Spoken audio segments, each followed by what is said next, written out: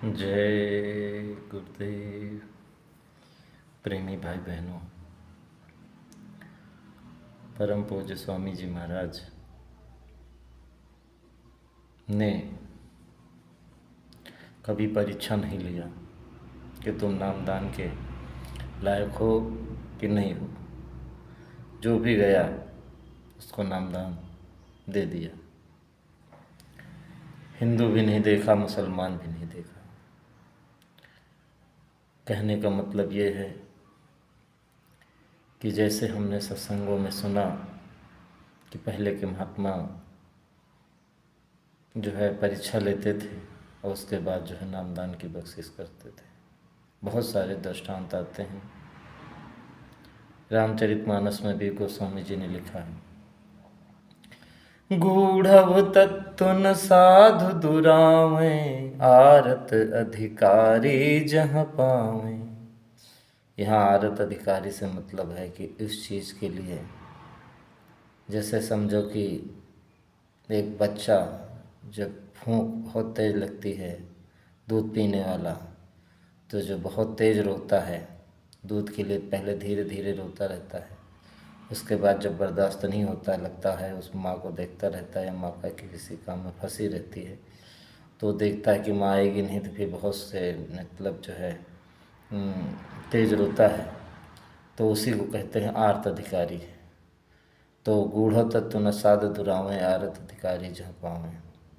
तो प्रेमियों, आप इस बात को समझो कि स्वामी जी महाराज ने कभी भी इस चीज़ को नहीं देखा। अगर इस चीज़ को देखते तो शायद हम में से कोई भी नामदान पाने का अधिकारी नहीं होता। तो आप इस बात को समझो कि जब हम आप उनके पास गए तो कुछ परहेज तो गुरु महाराज ने ज़रूर बताया। पहले प्रेमी बताते हैं कि स्वामी जी महाराज जो है मांस और शराब के साथ साथ पराई माँ बहन बेटी को अपनी माँ बहन बेटी समझेंगे। अपनी स्त्री को छोड़ करके दुनिया में किसी स्त्री के साथ माँ बहन बेटी का ही व्यवहार आप रखेंगे, इस बात की भी प्रतिज्ञा करवाई जाती थी। ये भी प्रतिज्ञा करवाई जाती थी कि आप जो है मेहनत ईमानदारी की कमाई खाएंगे। उसमें एक प्रतिज्ञा ये भी होती थी कि आप झूठ नहीं बोलेंगे, चाहे आपकी जान क्यों न चली जाए। हाँ, ये अलग है कि आपके जो है झूठ बोल देने से किसी की जान मान लो बच रही हो, तो उसके लिए तो गुरु महाराज ने नहीं मना किया था, लेकिन ये कहा था कि जो है झूठ आपको नहीं बोलना है। और समझ लीजिए कि आए गए का सत्कार करना, ये तो भारतीय संस्कृति है। अतिथि देवो भव, तो आप समझो कि देवता का अपमान करके जो है कैसे परमार्थ को पा सकते हैं। तो अतिथि को देवता की डिग्री दी गई है। हम आप जानते हैं कि परमार्थ का पहला रास्ता, पहला कदम स्वर्ग देवलोक से होके जाता है। तो जिसको मृत्यु लोक में देवतुल्य माना गया, तो उसका तो सत्कार करना ही। जब हम जीवों के भंडार परमात्मा से मिलने जा रहे हैं, तो जीवों पे दया न करें तो जो भी जीव हैं, पशु पक्षी हैं, जिनको हमने पाल रखा है या नहीं पाल रखा है, तो कोई भी दरवाजे पे, स्वामी जी महाराज ने ये नहीं कहा था कि कोई मनुष्य दरवाजे पे आ जाए। अब मनुष्य आएगा तब तो मनुष्यता, आप उसके साथ अतिथि की तरह व्यवहार करेंगे ही, लेकिन भूखा प्यासा कोई भी आ जाए, वो कोई पशु भी हो सकता है, पक्षी भी हो सकता है, कोई भी कीड़ा मकोड़ा कुछ भी हो सकता है। तो कहने मतलब जीव तो जीव ही होता है, तो उस पर समझो दया करना, यानी कि भूखे को भोजन, प्यासे को पानी देना, ये तो खैर गुरु महाराज बताते ही थे। लेकिन पर्चे में भी ये लिखाया जाता था कि आप ये सब करेंगे। और सबसे बड़ी जो बात यह है कि समय निकाल करके 24 घंटे में 3 घंटा आपको भजन ध्यान सुमिरन के लिए देना ही देना है। यानी कि आपको शाम को अपना जो है कि दिन का जब काम समाप्त हो जाए, यानी सूर्यास्त के बाद, आप जो है थोड़ी देर अपने जानवरों को, अपने बाल बच्चों की खैर खबर लेने के बाद, इसी को कहते हैं सेवा करना। सेवा का मतलब ये नहीं 24 घंटे उसी की जो है उसमें यानी शरीर की सेवा में या उसी के जो है काम में लगे रहो। उसके बाद जो है फिर शाम को इकट्ठा होकर के गुरु महाराज ने कहा था प्रेमियों भजन करना। गांव के 2 ही लोग आए हो तो पूज्य महाराज जी नामदान के बाद जब गुरु महाराज के आदेश से समझाते थे तो ये कहते थे, चाहे मथुरा रहा हो, चाहे कोई काफिले का कार्यक्रम रहा हो, या चाहे कोई पूर्णिमा अलग अलग जगह पे जो मनाई जाती रही हो, कोई भी कार्यक्रम रहा हो, कुंभ कार्यक्रम रहा हो, तो महाराज जी हमेशा यही बात कहते थे कि यानी कि प्रेमियों अगर गाँव के 1 ही 2 लोग आए हो तो शाम को एक साथ इकट्ठा होकर एक जगह ध्यान भजन करना। इससे क्या होता है कि जब कोई लोग शाम को इकट्ठा होकर के एक जगह ध्यान भजन करते हैं तो जिज्ञासु वहाँ पे आ जाते हैं। मान लो कोई संस्कारी जीव आपके पड़ोस में है, आपके टोला मोहल्ला में है, गांव में है, पुरवा में है, और वो जो है, या मान लीजिए कि उस समय वो आया हुआ अपनी रिश्तेदारी में किसी काम से ठहरा हुआ है, रुका हुआ, या वो यानी कि और आप उसी के पास में ध्यान भजन कर रहे हो तो उसका संस्कार उदय हो गया तो आपके पास जाएगा और हो सकता है आपकी बातों से प्रभावित होकर के गुरु महाराज उससे जुड़ने का वो प्रयास करें। तो शाम को सामूहिक ध्यान भजन इतना महत्वपूर्ण था। और सही बात तो ये है कि बहुत ही ज़्यादा महत्वपूर्ण था। अगर शाम को सभी एक जगह इकट्ठा होकर भजन करते तो गुरु महाराज ने कब क्या कहा, महाराज जी के लिए उन्नाव में कब क्या कहा, ये सब सारी बातें प्रतिदिन मिला करती और गुरु की याद प्रतिदिन आया करती। तो प्रेमियों, तो ये एक आदेश था। तो प्रेमी पहले वो शाम को इकट्ठा होकर, पहले संगत तो बहुत कम थी लेकिन फिर भी कोई न कोई स्थान बनाते थे। मुझे याद है कि पहले लोग, चूँकि अब इतनी संख्या नहीं थी, तो लोग जो है साप्ताहिक सत्संग के लिए जो है एक जगह पूरे ब्लॉक में इकट्ठा होकर के जो साप्ताहिक ध्यान भजन सुमिरन का कार्यक्रम करते थे। अब ये है कि गांव है तो आप शाम को कर सकते हो, क्योंकि उसमें आपको कोई नुकसान नहीं होगा। आप दिन भर में काम किया, सब लोगों ने अपना अपना, शाम को अपने घर आए और जो है घर की खैर खबर ली, बाल बच्चों की खैर खबर ली, जानवरों को देखा भाला, उसके बाद जो है फिर कहने का मतलब हल्का जलपान और आराम करके उसके बाद शाम को 1 घंटा इकट्ठा होकर के ध्यान भजन बड़े आराम से कर सकते हो। लेकिन पूरे ब्लॉक के आदमी को तो ये सब करने के बाद इकट्ठा होने के लिए कहीं जाना पड़ेगा तो उसमें ही बहुत समय लग जाएगा।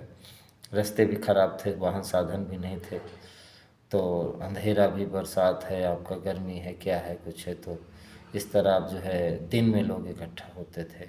यानी कि अधिकतर जो है ये रविवार का ही दिन रखा जाता था, क्योंकि रविवार को मान लो कोई सेवा में है, नौकरी में है, सरकारी सेवा में, तो उसको भी छुट्टी और फुर्सत रहती थी।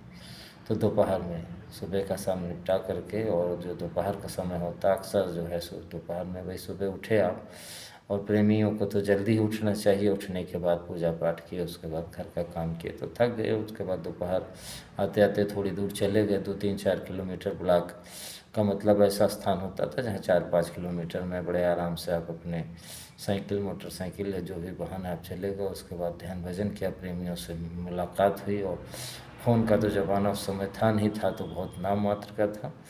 तो इकट्ठा हुए और भजन ध्यान किया, उसके बाद अपने अपने घर फिर आ गए, फिर अपने काम में लग गए। इस तरह जो है हर, कहने का मतलब है कि सप्ताह में 7वें दिन, यानी हर महीने में 4 बार, या समझ लीजिए कि 5 बार, इस तरह प्रेमी आपस में मिल जाया ही करते थे। तो प्रेमियों, तो गुरु महाराज मना करते थे कि आप इन सब बुराइयों में नहीं फंसेंगे और ध्यान भजन करेंगे। और सुबह का ध्यान भजन भी इसी तरह जो है यह है कि पिछले पहर उठ करके आप करेंगे, यानी कि ये संकल्प लेना पड़ता था, प्रतिज्ञा करनी पड़ती थी, कसम खानी पड़ती थी, वो भी मौखिक, यानी जिसको कहते हैं जुबा ज़बानी खर्च नहीं। और ये समझो कि लिख करके देना पड़ता था, लिखित, यानी पेन ड्राइव करके देना पड़ता कि आप जो है इसको करेंगे ही करेंगे। जब गुरु महाराज देख लेते थे कि हाँ ये ध्यान भजन करेगा और इसको, अब देखो उस समय प्रेमी जब ध्यान भजन करते थे तो उनको अनुभव भी होता था, तो इसलिए गुरु महाराज जो है, और ऐसा ना होता तो स्वामी जी महाराज के साथ फिर लोग न जुड़ पाते, क्योंकि उस समय तो गुरु महाराज का विरोध बहुत था और संख्या बहुत कम थी। बाद में तो यह है कि गुरु महाराज के प्रति जब लोगों का आकर्षण बढ़ा, संख्या बढ़ी, तो लोग उसी में और भी जुड़ते चले गए। यानी कि जो बाहर का कह सकते हो भौकाल है, बाहर का जो समझो भीड़ भड़क्का देख करके जो है देखा देखी में जो है लोग चले गए जाते थे। तो पहले से ये सब था नहीं, तो पहले तो टिकने के लिए जो है आंतरिक दया की भी ज़रूरत थी और बाहरी भी तो दया की ज़रूरत थी ही। खैर पहले जो गुरु महाराज जिस तरह बाहरी दया करते थे उसका भी लोग समझो कि कद्र करते थे, और बाद में तो लोगों के पास, हालांकि उन्हीं के दया से संसार की परिस्थितियां बदली, खाने को ये सब यज्ञ करने के बाद सब तमाम सारी जो है दया ही करते रहे। वो तो दया करते करते तो वो सब कर्म करते रहे लोगों के, और सेवा करने से भी करते रहे, भजन करने से करते रहे, तो दया मिलनी शुरू हो गई। और दया मिलने से ही अड़ोस पड़ोस वालों को दया मिलते मिलते पूरी दुनिया को ही दया मिलती। कहने का मतलब इसी ऐसी नहीं, इसीलिए कहा जाता संत न होते जगत में तो जल मरता संसार। और भी महात्माओं ने कहा, कबीर साहब ने कहा कि गेहूँ कहे सुन रे बथुआ तय मेरे प्रभाव से पावत पानी। अगर इस धरती पे संत न हो और संत नहीं होंगे तो वो अपने प्रेमियों को नामदान या ये सब संस्कारी जीवों को नहीं देंगे और भजन सेवा नहीं कराएंगे, और जो छिटक के रहेंगे नहीं, तो जाहिर सी बात है कि लोग जो है आपस में जो एक काजल की कोठरी में जो कर्म करते हैं, आपस में एक दूसरे का चेहरा देखने का भी पाप लगता है, तो चेहरा देख के ही ये सब समझो जल मरेंगे। यानी कि आप समझो, इसीलिए नानक जी ने प्रेमियों से कहा था कि अच्छे जो प्रेमी थे और अच्छे लोग थे, कहा था कि तुम सब लोग जो है छिटक जाओ, और जो दुष्ट थे उनसे कहा था कि तुम एक जगह ही यहीं पे फल फूलो। तो बाद में शंका होने पर उन्होंने उसको समझाया। तो आप समझो इस चीज़ को कि इस तरह जो है लोगों को दया दे करके और लोगों को सुख सुविधा दिया, लेकिन फिर बाद में जब जीवों को और प्रेमियों को और जब ये सुख सुविधा मिल गई तो फिर उतनी बाहरी भी जो दुख थी, तकलीफ थी, मनोकामना थी पूरी होने पर भी उतना गहरा विश्वास नहीं हुआ जितना पहले के प्रेमियों में, गरीबी में और परेशानी बीमारी में, जैसा गुरु महाराज ने दया करके विश्वास को दिलाया था, मजबूत किया था। और अंतर साधना में तो फिर वो विश्वास तो दिखता ही नहीं। कहने का मतलब अगर वो विश्वास आ जाता है तो फिर वो समझ लीजिए कि वो उसी को कहते हैं कि फिर वो न डिगने वाला। जैसे मैं आपको बता दूं कि यानी कि वो विश्वास यानी कि आ जाता है तो कहते हैं कि आप कहें सतबार महे सुत जो नारद कर उपदेश हो। यानी कि मैं जिस के लिए तपस्या कर रही हूँ, पार्वती ने कहा शंकर जी के लिए, यानी कि भोलेनाथ के लिए, अगर वो स्वयं प्रकट होकर कह दें कि नहीं, 100 बार कहते हैं कि नहीं पार्वती मैं तो तुमसे विवाह नहीं करूँगा, तो ये उनकी ये बात मैं नहीं मानूंगी। क्योंकि जो है गुरु जी ने जब कहा है कि ये होगा तो फिर होगा, फिर शंकर के कहने से मैं नहीं मानूंगी, कुछ भी नहीं होगा शंकर कहने से। तो आप समझो कि गुरु के वचन को तो ब्रह्मा विष्णु महेश भी नहीं टाल सकते। तो प्रेमियों कहने का मतलब है जब अंदर में विश्वास हो जाता है, अंदर में जब अनुभव हो जाता है, तब फिर जो है बाहर ही समझो चीज़ें बहुत मायने नहीं रखती हैं। तो मैं तो आपको ये बता रहा था कि कितनी चीज़ों को स्वामी जी मना करते थे। तो आप जाहिर सी बात है कि ईमानदारी की कमाई भी खाना है, किसी की कमाई नहीं खाना। और जो मृत्यु भोज है, जिसको काम या तेरहवीं का भोजन करते वो नहीं करना है। और कोई भी जो संसारिक लोग मनोकामना करते हैं और उस मनोकामना पूरी हो जाती है, तब प्रसाद बांधते या मनोकामना कोई करने जाते किसी मंदिर पर तो मनोकामना करके आते हैं, तो वहाँ से कोई जो भी मीठा हो, जो भी प्रसाद लाते हैं बांटते हैं तो लोग लेते हैं। तो किसी भी संसारिक मनोकामना के लिए किया गया जो भी है, यानी कि संकल्प या पूरा होने पर जो प्रसाद वितरण है, इसके लिए स्वामी जी मना करते हैं। संत मत के लोगों के लिए इसकी मनाही है गुरु की तरफ से। हाँ, कोई ऐसे ही जो समझ लीजिए कि बिना किसी मनोकामना के अगर कोई प्रसाद अनुष्ठान करता है और सात्विक भोजन उसका है और शुद्ध शाकाहारी है, नशा मुक्त है और मांसाहारी कर्म यानी व्यभिचार है और ये सब ठगी है, चोरी है, बलात्कार है, बेईमानी है, घूस है, दंगा फसाद, इन सबसे दूर रहता तो उसमें कोई विशेष बुराई नहीं है। फिर भी जो है दूसरे की सब चीज़ों से बचना चाहिए, यानी कि ये सब। तो इन सब चीज़ों से बचने के लिए भी गुरु महाराज समझ लीजिए फॉर्म भरवाते थे। तो प्रेमियों में बता रहा हूँ कि नशे की बात है तो नशा महात्माओं ने हमेशा कहा है कि नशा कोई भी हो, नशा तो नशा ही होता है और उसकी लत ही होती है। उसकी कहने का मतलब एक तरह से चुल्ल लग जाती है, जब यानी कि नहीं मिलती, तलब जिसको कहते लग जाती है। तो फिर वो कहते हैं कि महाराज जी भी कहते हैं उज्जैन सरकार की, अब आप भजन में बैठे और आपके मन को ये तलब लग गई बीड़ी की, तो फिर वो जब जिस समय आपका मन टिकने वाला था उसी समय सब बेकार हो गया। तो इस तरह यानी कि भूख तो देखो, नशे की जो है वो चुल्ल है और जो तलब है वो एक बैग लगती है मन की, यहाँ का कुछ खेल है माया का। और भूख है तो भूख धीरे धीरे लगना शुरू होती। तो वो तो फिर यह भजन में बैठो तो कोई और, फिर भजन में देखिए एक चीज़ और भी प्रेम में बहुत ख़ास बात है कि जब आप भजन में बैठते हो, जब ऊपर की आवाज़ों को सुनते हो, तो उन्हीं आवाज़ों से ही सारी जब सृष्टि बनी है, खाने पीने की चीज़ें बनी हैं। तो जैसे इस तरह समझो किसी को खाना दिया जाए, भोजन दिया जाए, या किसी को सीधे वो जो भोजन से जो पोषक तत्व मिलते हैं, यानी कि प्रोटीन विटामिन, वही के टैबलेट दे दी जाए, कैप्सूल या सिरप दे दी जाए, तो बात तो फिर वही है। इसलिए जो भजन में जो जिनकी आप सुनते हो, आवाज़ सुनते हो और जो प्रकाश देखते हो, तो उससे ही ये जब सृष्टि की सारी चीज़ें बनी हैं और समझो कि खाने पीने की, तो फिर वो आपको ताकत मिल जाती है। तो भजन करते समय फिर ये है कि शरीर में कुछ भजन यानी भोजन रहना चाहिए। ये इतना ही ना हो कि आप बैठ ही ना पाओ, यानी शरीर की जो जिसको कह सकते हो स्लीपिंग मोड में, जैसे भी शरीर जो है स्लीपिंग मोड में चला जाता है, तो जैसे मोबाइल में स्लीपिंग मोड में भी यानी समझो कुछ चीज़ें जो बैकग्राउंड में रन करती रहती हैं, ऐसे समझ लीजिए कि ऐसे ही आप समझो कि शरीर के नीचे का जो हिसाब किताब है वो चलना चाहिए, शरीर के अंग चलने चाहिए। बैठ जाने पर, सो जाने पर बहुत शरीर के काम करते हैं। तो प्रेमियों जब उधर कहने मतलब एक धार सतगुरु की आती ही रहती है।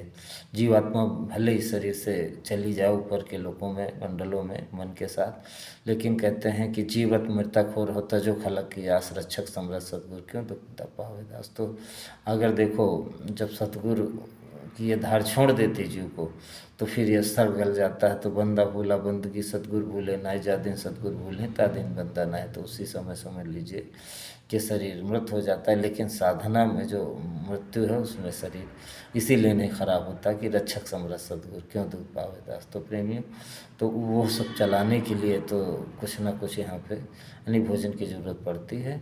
वो भी शुरू में, बाद में वो भी विशेष नहीं ज़रूरत पड़ती। अब ये है कि मर्यादा वैसे करने प्राणे कलयुग है, तो कलयुग में वैसे ज़रूरत भी होती है, तो भूख महसूस नहीं होती। फिर आप जब मन ही को नहीं महसूस होती है, जिसको कहते हैं कि शरीर में ताकत तो है लेकिन भूख बहुत लग रही है, लेकिन अब पता लगा थोड़ी देर बाद भी भूख मर जाती है। तो भूख मर गई तो ताकत तो आपकी कम ही हो गई ना, क्योंकि समय बीता तो शरीर तो चल ही रहा, नहीं कुछ कर रहे हो तो एनर्जी तो धीरे धीरे से बैटरी है तो कम होगी ही। तो फिर लेकिन भूख मर जाने के बाद फिर उसकी इच्छा नहीं रहती। ऐसे भजन में फिर यानी कि जब जीव ऊपर चला जाता तो फिर इन सब चीज़ों की जरूरत नहीं पड़ती। लेकिन कुछ भोजन चाहिए शुरू में, भूखे भजन है गोपाला जिसको कहा जाता है। तो ये है कि बीड़ी और तंबाकू और जो भी नशे हैं जिनकी एक तलब लगती है, तो ये सब जो है कोई अच्छी चीज़ नहीं है। इसको गुरु महाराज मना करते थे। मैं आपको एक अपने प्रेमी जो गुरु महाराज की व्यक्तिगत सेवा में रहे, उसी के बाद उज्जैन सरकार फिर आए और इनको उन्होंने आगे किया, हमारे ज़िले के श्री नरोत्तम प्रसाद दीक्षित जी, और उनके साथ हमको बैठने का बहुत सौभाग्य गुरु महाराज ने दिया और उन्होंने बहुत सारी बातें बताई। और अभी भी हैं, और जो लोग सौभाग्य प्राप्त कर सकते हैं ऐसे सत्संगियों का, पूज्य जैन सरकार ने भी कहा कि भाई पुराने टाटधारी, अब जरूरी नहीं कि सबके पास उस तरह के ही साधक मिल जाए टाटधारी, लेकिन जो भी वो साधक हैं टाटधारी, अगर है भी कैसा भी है, तो कुछ न कुछ तो गुरु महाराज की पुरानी बातें बताएगा। भले वो ना पाया हो प्रारब्ध बस, संस्कार बस, लेकिन आप अपना करके अपना लाभ ले सकते हो, तो बैठना चाहिए। तो खैर मैं उनके पास बैठता था, तो वो एक दिन बताने लगे कि मैं गुरु महाराज के साथ सामने तंबाकू नहीं खाता था। अब जाहिर सी बात है थूकना पड़ता था। तो जो है फिर कभी जब मौका मिल जाता था चुपके से खा लेता था। ऐसे ही एक बार सेवा हो रही थी तो मैं तंबाकू खा लिया। मुझे तो ये पता नहीं था कि गुरु महाराज यहाँ आ भी सकते हैं, क्योंकि ऐसा कुछ उनको इस समय था कि कोई ख़ास वैसा कुछ नहीं, लेकिन गुरु महाराज की मौज हो गई और गुरु महाराज वहाँ आ गए। अब गुरु महाराज जब आए तो जल्दी से जल्दी फिर कुर्सी रखी गई और गुरु महाराज के सामने मेज रख दी गई। तो मेज पे हाथ टिका लिया गुरु महाराज ने। उसके बाद फिर थोड़ी देर बाद गुरु महाराज ने मेज को हटवा दिया और मुझको जो है सामने, अपने सामने यानी कुर्सी के सामने पैरों के बीच में बैठने को कह दिया। अब वो कहा कि मुझे तो अजीब लगा, लेकिन गुरु महाराज ने आदेश दिया कि बैठो, तो मैं बैठ गया। और उसके बाद फिर गुरु महाराज, चूँकि गुरु महाराज शरीर से बहुत लंबे नहीं थे और समझिए कि वो दीक्षित जी को टांगों के बीच में गुरु महाराज ने कहा कि टांगों के बीच में आप जो है बैठ कर लिए। और उसके बाद फिर दोनों हाथों को स्वामी जी के कंधे पर रख दिया और कहा ये मेरी टेबल, ये मेरी टेबल, ये मेरी टेबल। अब इनको तो बड़ा अजीब लग रहा था, बड़ा आनंद आ रहा था कि गुरु महाराज ऐसा खेल कर रहे हैं। उसके बाद फिर थोड़ी देर के बाद स्वामी जी महाराज ने कहा कि मेरे जो है जेब में यानी कि अपना बायां हाथ डाल दिए और बहुत तेज़ी से तंबाकू की पुड़िया निकाल लिया और कहा दीक्षित जी ने कि अरे मिल गई, मिल गई, मिल गई, मिल गई। यानी स्वामी जी महाराज ने कहा मिल गई, मिल गई, मिल गई। अब स्वामी जी इस तरह समझ लो खुश होकर के कह रहे थे तंबाकू की पुड़िया को खींच करके कि लग रहा हो किसी बच्चे को उसकी मनपसंद चीज़ मिल गई हो। तो अब ये तो बहुत ही, अब इनकी तो चोरी पकड़ ली गई, अब ये तो हक्के बक्के रह गए। अब ये सिर नीचा करके बिल्कुल एकदम समझो जड़वत मूर्तिवत तो चुपचाप बैठे रहे। और गुरु महाराज वो तंबाकू की पुड़िया जो है कभी कहते दाएं हाथ की कुल में लेकर के उंगलियों के बीच, अंगूठे के बीच, और कभी बाएं हाथ में करके और मिल गई, मिल गई, मिल गई। तो उधर जो सेवा कर रहे थे प्रेमी जो आसपास थे तो उनका भी ध्यान गया कि क्या मिल गई, क्या मिल गई। तो सभी ने देखा गुरु महाराज जो तंबाकू की पुड़िया और लेकर के जो कह रहे हैं मिल गई, मिल गई, मिल गई, उछल रहे हैं जैसे बैठते बैठे बैठे ही उछल रहे हैं कुर्सी पे। तो अब ये बात तो शोरगुल होने की वजह से सबको मालूम हो कि गुरु महाराज की क्या अजीब लीला है और मिल गई, मिल गई। खैर अब वो जब तंबाकू की पुड़िया जब सबों को तब पता लग गई कि भाई ये तो तंबाकू की पुड़िया है, तो खैर गुरु महाराज ने फिर उसको खोला, उसमें थोड़ी तंबाकू थी। अब दीक्षित जी तो चुपचाप बेचारे, अब चूँकि गुरु महाराज से चोरी करते थे तो ये था कि वो बिल्कुल एकदम शर्मिंदगी में बैठे ही रहे नीचे उसी टांगों के बीच में। फिर जब सब प्रेमी इन्होंने देख लिया कि हाँ गुरु महाराज के हाथ में तंबाकू की पुड़िया ही है, फिर उन्होंने अरे कहा भाई जाओ सेवा करो तुम लोग, क्या है यहाँ क्या है। सब प्रेमी चले गए। उसके बाद फिर धीरे धीरे जाने लगे, मुड़ मुड़ के देखते रहे भी। और इस तरह फिर जो है दीक्षित जी से जब लगभग काफ़ी लोग चले गए, आस पास के 2-4 लोग बचे, तो दीक्षित जी से कहा दीक्षित जी कहा तंबाकू खाते हो? कहा सरकार हाँ तो खाते तो हैं, आपसे चोरी करके खाते थे। कहा अरे मुझसे चोरी, मुझसे चोरी? तो कहा अब सरकार अब आपके सामने है। कहा ठीक है लेकिन तुम तंबाकू मत खाया करो। तो कहा सरकार ये मन नहीं मानता। कहा ठीक है मान जाएगा, मान जाएगा, तुम पान खाया करो और वो भी जो है तंबाकू बगैर तंबाकू के, और हाँ चूना भी चूने का खाया करो यानी कत्थे का नहीं। तो कहा ठीक है सरकार। तो उसी दिन से दीक्षित जी फिर उस तंबाकू को हमेशा के लिए त्याग दिए और फिर उन्होंने तंबाकू का पान भी नहीं खाया और चूने का ही पान वो हमेशा खाते रहे, अभी भी खा रहे हैं। तो वो उनके मन में था कि गुरु महाराज कत्थे के लिए क्यों मना कर रहे हैं। तो वो तो मन की बात मनी में थे, कुछ कहे नहीं, लेकिन गुरु महाराज ने कहा बच्चू कत्थे का कोई भरोसा नहीं है तो इसलिए चूने का खाया करो। तो देखो प्रेमियों, हम आप नशा मुक्ति का प्रचार करते हैं और साधक होना चाहते हैं और मतलब जो है साधना नहीं चाहते हैं। तो कहने का मतलब है जब साधना करने का रास्ता मिला और साधक बनना ही, साधना ही पड़ेगा अपने को, तो जाहिर सी बात अभी छोटी सी चीज़ को हम नहीं छोड़ पाए हैं। तो इसके बारे में आप लोग विचार करिए और जो है इसको त्यागिए। ऐसे ही एक एक बुराई करके जो है धीरे धीरे यानी कि जैसे कहते हैं ना कि साधक को कृषि निराम ही चतुर किसाना, जिम बुध तजहि मोह मद माना। ऐसे ही आप धीरे धीरे एक एक चीज़ निकालते जाइए और फिर आप उस लायक ज़रूर बन जाएंगे जब गुरु महाराज को आपको दया आपके ऊपर करनी ही पड़ेगी। जय गुरुदेव।